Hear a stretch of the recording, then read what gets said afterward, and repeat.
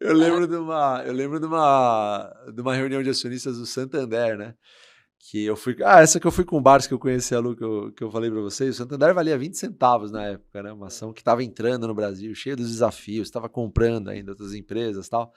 Ninguém gostava, assim como a Unipar, né? E aí o executivo falando, não, porque nós somos o maior banco da Espanha, que nós agora patrocinamos o Neymar, que patrocinamos a Copa Libertadores, isso aqui, falando, mundos e fundos, Santander. Aí abriu para pergunta, o Barça falou, bom dia, meu nome é Sou Barça, eu sou um modesto comprador de ações, imagina, sei lá, tem 50% do banco, né? Sou um comprador de ações aí do Santander. Obrigado pela apresentação. Por que não vale nada o Santander? Mandou uma dessa. Por que o maior banco do planeta não vale nada? Tá valendo 20 centavos por ação. E os caras, dão aquela gaguejada. Peraí. E tentando sair dessa, porque é uma pergunta simples. Já que é tudo isso, por que tá valendo 20 centavos, né? Você vê porque o cara é diferenciado, né? Ele manda uma dessa, mas é o que você falou. O cara tá lá pisando em ovos para tentar explicar alguma coisa. Mas você vê na propaganda, na hora de mostrar o release, é um sonho, né? É maravilhoso. E as empresas têm esses desafios diariamente, né? Santander não ficou o banco gigante que é do dia para noite. Foi pisando em muita pedra no caminho para se tornar o que é hoje, né? Mas é o que você falou, a gente fala dos best, porque a gente quer dar uma referência para que as pessoas comecem por um lugar que é relativamente seguro. Por que eu falo relativamente? Porque se você comprar num preço que não é adequado, você está correndo um risco maior. Então toda empresa, se você compra em preços adequados, por isso que a gente torce para cair sempre no mercado, você está com um risco muito menor na sua carteira. Né? Então, essas pessoas que estão começando no mercado, elas têm esse norte dessas empresas que já passaram por tantas turbulências que a gente acredita que vão continuar prosperando. Mas é investimento, ninguém é futurólogo. Então eu posso sempre chegar para você e falar, Léo, Jennifer, eu estou comprando essa empresa por causa disso. Mas o que vai acontecer no futuro? Eu não faço a menor ideia. Você olha para o passado. Eu olho para o passado. Isso. Fala, no passado, ela entregou o que ela prometeu. Então, eu tenho certeza, ou minha convicção é de que ela vai continuar fazendo o que ela prometeu e já cumpriu, né? Retornos passados não garantem retorno exatamente. Futuro. Mas essas empresas, historicamente, sempre prosperaram, sempre conseguiram crescer diante de adversidades. E no Brasil, porrada de adversidade. Não falta. Né? Putz, é uma por semana, né? E vocês olham muito dividendos, né? Que a empresa paga. Muito. A gente não investe só em função do dividendo, porque isso é uma cilada também, né? Tem empresa que paga... Eu vou te dar o exemplo da Petrobras. Petrobras, ela aparenta estar muito barata no dia de hoje. Se você olhar, talvez seja a empresa mais barata do planeta, né? Só que eu olho o filme de novo, né? Você pega a pessoa que investiu em 2008 na capitalização do pré-sal, eu passei por isso. Eu passei assim, eu não tinha Petrobras, mas eu via o que estava acontecendo. 2008 a ação valia acho que 28, 30 reais, anunciou essa capitalização do pré-sal. Ela foi voltar a 28, 30 reais, de fato, em 2019, talvez, 2020. Eu lembro dela quando ela estava em 13 reais. Eu lembro quando ela estava 3 reais. Então, assim... Pensei até em comprar nessa época, que ela estava 3. Negócio. Mas assim, hoje é fácil falar que ia fazer um belo negócio. Na época é que nem a Vale, tá? Aquela nuvem em cima, tal, não sei o quê. E você fica com receio de comprar. Então, é por isso que o seu estômago é testado o tempo todo na bolsa. Tudo pode acontecer. Só que o que acontece? A Petrobras é uma empresa que não se encaixa no nosso perfil. Por quê? No meu, pelo menos. Tem pessoas no AGF que tem Petrobras. E eu respeito. Por isso que é legal. Cada um tem um modo de ver. Só que no meu modo de ver, você pega 10 anos de Petrobras e 5 ela não pagou dividendo. Ou pagou pouquíssimos dividendos. O meu estômago não tolera isso. Fora que, como você estava falando hoje um pouquinho mais cedo, a política impacta muito. Pra caramba. Também impacta o Banco do Brasil, que se você for ver, você fala, pô, mas você compra o Banco do Brasil. Mas tem uma diferença que é sensível nisso. O Banco do Brasil, a vida inteira, ainda com crise, sempre pagou dividendo.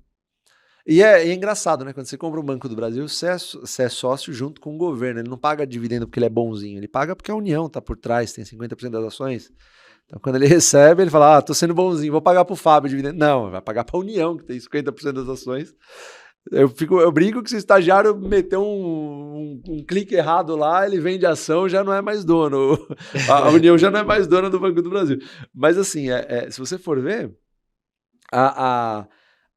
são administrações diferentes, embora possuam o mesmo controlador. E tem muito disso que eu falei, de você olhar o posto de combustível, você vê o preço da bomba lá na hora e tal. Você tem muito mais manobra política para que esse preço mude do que o teu financiamento bancário lá. Então, aí você fala, pô, vocês olham só dividendos? Não, de jeito nenhum. Se a gente só olhar os dividendos, a gente compraria, sei lá, talvez uma Petrobras, muito embora ela não passe nos crivos dos setores best. Ela não está nos best. É uma commodity. Né? Mesmo assim, está extremamente barata. Né? Só que se você pegar os últimos 10 anos, ela não foi essa maravilha toda que sempre teve. Tem um administrador que é o governo, que a gente fica meio assim, historicamente nunca foi uma boa pagadora de dividendos. Você pega um Banco do Brasil, você já vê um cenário totalmente diferente. Então você aceita um pouco mais, ela está dentro do setor best, tem um controlador lá que é o governo também, mas historicamente nunca fez nada de ruim com o Banco do Brasil. Então assim, a gente olha os dividendos, mas ele precisa passar também em crivo, por exemplo, de preço. A gente fala de 6% de dividendo ao ano, né? Muita gente acaba ficando maluco com a gente com essa história dos 6%, que é uma coisa que o Barsi pregou lá atrás, né? Justamente porque as pessoas ainda não entenderam o conceito de renda fixa. A minha visão, pelo menos, né? O CDB, é muito difícil você comparar CDB com dividendo. Né? O CDB, ele vai rentabilizar a tua carteira diariamente, beleza? Mas não é rentabilizar de fato. Esses dias eu fui comprar uma fralda para o meu cachorro, para ele fazer xixi. Há um ano atrás estava R$ 59,90, hoje está R$ 109,90. E o governo defendendo que a inflação é de 6%. É meio estranho você acreditar que a inflação é de 6% quando você vai também na bomba de combustível e vê o preço de um ano para o outro. O arroz, o feijão, ninguém precisa acreditar no que eu estou falando, é só ir no supermercado. Exatamente. Então o Barsi sempre defendeu que o CDB, né, a renda fixa, na verdade é uma perda fixa. Porque ele acha, e eu acho que ele é até modesto quando ele fala isso, porque ele fala que a inflação é por volta dos 20%. E não 6%, como o governo divulga, ou por volta dos 6%, né? Eu acho que inflação é pessoal, né? É pessoal, exatamente. É pessoal. Mas ele fala de 20%, mas eu posso dizer que talvez seja uns 30%, alguma coisa nesse sentido. E o CDB paga, sei lá, os seus 15%, 16%, quando talvez uma empresa pague a mesma... pague assim, né? De novo, eu vou voltar sempre para o exemplo do Banco do Brasil, né? Se você quiser comparar um CDB com um dividendo... Pega uma empresa como o Banco do Brasil, que te distribui 4%, o payout dela é 40%, ou seja, ela vale, sei lá, R$30, ela lucra 10, te paga 4 e os 6 ela reinveste nela mesma. Uhum. Ou seja, você tem um valor patrimonial crescente com dividendo no teu bolso, livre de imposto, lucro real no teu bolso. Então você está comprando uma barganha, na minha visão. Você está comprando um negócio que vale, o valor patrimonial R$55, você paga 30, ou seja, você paga quase metade do que está valendo, com um dividendo de, sei lá, 12% líquido, livre de imposto. Não dá para comparar isso com o CDB. É diferente. Se você pegar o dinheiro do CDB e não reaplicar, você está tomando bala. O dividendo você pode pegar e tirar e viver. Né? Claro que você não vai fazer isso. Enquanto você está fazendo um processo de construção de carteira, você vai reinvestir para que a bola de neve cresça. Né? Mas você poderia, em tese, tirar esse dividendo para gastar, enquanto o teu capital está lá, levando porrada da inflação e reajustando, na verdade, né? Porque o banco está crescendo. Então, você quer comparar talvez um CDB com um banco da vida? Encare como se o banco estivesse pagando 100% do payout. Seria se olhar ali meio que para o ROI, né? Isso, é isso. Porque assim, a empresa, você concorda que ela só vai pagar dividendo se ela não tiver o que fazer com o dinheiro? Concorda? O Banco do Brasil não paga 40% porque ele é bonzinho. Ele paga 40% porque não tem como remunerar melhor o capital dele. É só a gente pegar como empresários. A gente vai distribuir, a gente fala assim, porra, se eu posso distribuir todo o meu dividendo, eu posso pegar todo ele e reinvestir porque eu sei que eu vou crescer muito mais, vou ter uma base muito maior de clientes. Se a gente tiver capitalizado, a gente vai querer reinvestir absolutamente tudo. A gente vai querer pegar dividendo. Se a gente tiver uma oportunidade para reinvestir, a gente vai reinvestir. O dividendo ele só é pago porque não há o que fazer com o dinheiro para isso numa empresa, obviamente, que passe nesses crivos. É uma boa, assim, uma empresa bem administrada, bem tocada, tal. Eles vão pagar o dividendo porque, porra, esse dinheiro sobrou, não tem como a gente crescer com esse dinheiro, então vamos dar para os acionistas. É melhor na mão dos acionistas do que na nossa mão, se eu não sei fazer, ele girar mais dinheiro ainda. Então, assim, essa ótica ela tem que ser analisada quando você vai comparar uma empresa com um CDB, por exemplo, uma renda fixa, que o Bar chama de perda fixa. E por isso que também a gente não investe, e eu respeito totalmente quem investe em fundos imobiliários. Não é que ele é ruim. O fundo imobiliário é muito sedutor, porque ele paga o dividendo mensal. Então, você coloca lá, você já recebe no mês seguinte, no mês, no outro mês, no outro mês. Ele pega 95% Como se fosse um aluguel, do... né? Exato. E é legal. Cara, eu não acho ruim. Mas eu não consigo investir por conta do meu DNA, né? Eu já nasci investindo com o Barça. Então, agora, você pega um fundo imobiliário, ele pega 95% do que ele lucra e te distribui. Então, como é que ele vai crescer? Via capitalização. Ele vai chamar dinheiro para investir de novo. É isso. Agora, quer dizer que é ruim, quer dizer que é errado? Não, não quer dizer que é ruim, que é errado. Mas, na nossa visão, existe muito mais oportunidades em ações do que fundos imobiliários. O exemplo que eu estou te dando do Banco do Brasil, ele está te pagando a mesma coisa que um fundo imobiliário bom, talvez 10%, 12% ao ano, líquido, livre de impostos, e ainda está reinvestindo a outra parte que ele não te deu de dividendo, para crescer ainda mais. Então você tem um horizonte, na nossa visão, muito mais promissor. Não no Banco do Brasil especificamente, posso te dar exemplos da Taesa, da TRPL, empresas que são desses setores especificamente falando. Então assim, é difícil para as pessoas compararem isso.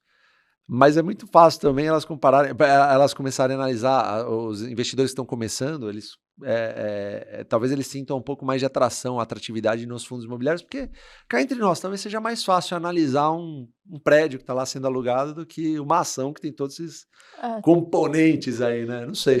E uma dúvida, qual que é a sua visão? Deixa eu te explicar, te contextualizar. Quando eu fui para o mercado americano, eu vi que era uma realidade um pouquinho diferente daqui do Brasil. Principalmente nesse ponto de ações de longo prazo. Uhum. Por quê? Porque lá o dividendo é tributado em 30%. É verdade. E aí o que muitas empresas fazem? De vez de elas distribuírem o dividendo, elas fazem recompra de ação. Perfeito. E aí vai diminuindo, vai aumentando, né, a concentração que tem ali sobre o capital, lucro por ação, etc. Sim. E a gente eu não sei como é que tá esse trâmite de tributação né? de dividendo aqui. Teve até a empresa que começou a distribuir pra caramba, porque dava pra... foi uma delas. Tava preocupada, né? Porque tava preocupado com ter a tributação. E se esse modelo começasse a ser mais empregado aqui, de recompra de ação, vocês têm algum posicionamento com isso? O dividendo no Brasil já foi tributado. Uhum. Ele era tributado até 1994, se eu não me engano, onde o Fernando Henrique fez uma proposta para não tributar mais os dividendos, então ele sempre foi tributado. A estratégia, ela começou em 1970 com o Barsi. E ela funcionou até então, né? Até 1994 ela funcionou tranquilamente. A gente acredita que está longe de morrer uma estratégia dessa, porque embora ainda seja tributado os dividendos nos Estados Unidos, tem empresa que paga. E é tributado até quanto? Era tributado 15%. aqui? 15%. Era similar ao JCP hoje, né? Então existe uma proposta. Minha visão é que não passa a tributação de dividendos sem que haja uma contrapartida violenta de outra... Assim, é muito difícil se tributar dividendo, é muito fácil as pessoas falarem assim, o Brasil precisa tributar dividendo porque é um dos únicos países que não tributa dividendo. Então, conversa de político, né? Ah, mas os empresários não pagam dividendos e vivem milhões, olha lá os acionistas e tal. Eles estão falando de alguns pouquíssimos acionistas que vivem em dividendos. A maioria dos acionistas não tem nem 10 mil reais na Bolsa de Valores. Concorda comigo? Isso é um dado estatístico. Então, assim, quando eles falam isso, eles querem jogar para a torcida, na minha visão. É muito tranquilo você falar, olha, o brasileiro não é tributado os dividendos, mas, por outro lado, é a maior carga tributária do planeta. E aí, como é que faz? Curva de Laffer lá tá bombando, tá quase passando os 34% lá e ninguém fala isso aí. Como é que faz? Então, assim... Acredito que vai ser tributado os dividendos? Não acredito. Eu, Fábio, eu não estou falando agora pela Jeff, estou falando minha pessoa. Talvez daqui a alguns anos. Talvez, mas ainda se for, vai ser tributado com uma contrapartida, na minha visão, violenta. Até porque os parlamentares também são donos de empresa. Então, tem muito interesse. Pois é, você sabe o que eu costumo dizer? Que o governo bota a arma na cabeça do cidadão. E quando você compra ação, né, de uma empresa, você bota a arma na cabeça do governo. Porque você fala, você quer tributar? Pode tributar, você vai tributar você mesmo. Será que você quer? Acho que não. Então, por isso que assim, é um balaio de gato, assim. Escorreu o bicho pega, escorreu o bicho come. Os deputados, não só os deputados, né, mas tem várias. Putz, fazendo lobby lá, né, gigantesco para que isso não aconteça. Imagina o tanto de banco que não tem lobby lá. Enfim, o que eu acredito? Eu acredito que não vai ser tributado. Se for tributado, vai haver uma contrapartida violenta, algum desconto em uma outra linha de imposto para que isso não aconteça de uma forma tão forte que não compense mais fazer com que as empresas invistam, porque senão você para de gerar emprego. Uhum. O empresário já é mega tributado no Brasil e ninguém fala isso, né? Os políticos não falam. Só que precisa tributar, mas não fala que é tributado em 30 e tantos %. Aí é outra coisa. Então, assim, a estratégia já existia quando os dividendos já eram tributados. Se você pegar o modelo americano, você ainda assim tem empresas que pagam lá bons dividendos, são tributadas, porque ainda não acharam uma forma melhor, por exemplo, de capitalizar os seus recursos. Então, a empresa efetivamente só vai recomprar ação se ela entender que é a melhor forma de gerar valor para os seus acionistas. Por isso que a gente quer achar empresas que são bem administradas e bem tocadas. Porque o cara não vai fazer porcaria com o próprio negócio dele. Né? Então, é melhor bonificar? Vamos bonificar. É melhor recomprar? Vamos recomprar. É melhor fazer as duas coisas e ainda distribuir dividendo? Vamos fazer as duas coisas e distribuir dividendo. Tem empresa que não tem onde alocar recurso. Você pega uma transmissora de energia, ela fica esperando um leilão de transmissão ou por fora tentando fazer uma M&A, comprar outras empresas. Só que isso aí é um negócio que, sei lá, sai 2 negócios por ano. Às vezes nem isso, às vezes fica um ano sem fazer negócio. Salvo engano, a Taesa é 65% de margem líquida. É uma porrada, uma das maiores margens da bolsa. Só que não é todo dia que sai um negócio. Então, eles não. Como é que eles vão. O que eles fazem? Eles podem recomprar, eles podem bonificar, eles podem distribuir. Dependendo do modelo tributário que comece a ser estipulado, que ninguém sabe isso aí, na verdade, ninguém faz a menor ideia do que vai acontecer. Eles vão achar um jeito, como eles são organismos vivos, as empresas são organismos vivos, elas vão achar um jeito de remunerar melhor os seus acionistas. Se readequar, né? Eu acho que Exato. talvez durante um curto período ali de tempo fique um pouco perdido, assim, tipo, e agora? Mas logo ela se reinventa. Tem empresas que podem até se beneficiar, dependendo de qual for o modelo tributário. Holding, por exemplo. Tem empresa que pode até pagar mais dividendo, dependendo do que for adotado. Acontece que isso aí, ó, eu estou no mercado desde 2004, eu ouço isso desde 2004. Até hoje nunca andou, e eu acho que não andou por conta, eu acho que é meio óbvio não ter andado, porque a maioria dos caras que vão votar isso vão atirar no próprio pé se isso acontecer. É que nem reforma política. Por que não acontece reforma política até hoje? Não é nenhum segredo, porque ninguém vai serrar o próprio galho, né? O cara tá lá no galho, peraí, eu vou serrar meu galho aqui para cair de cabeça.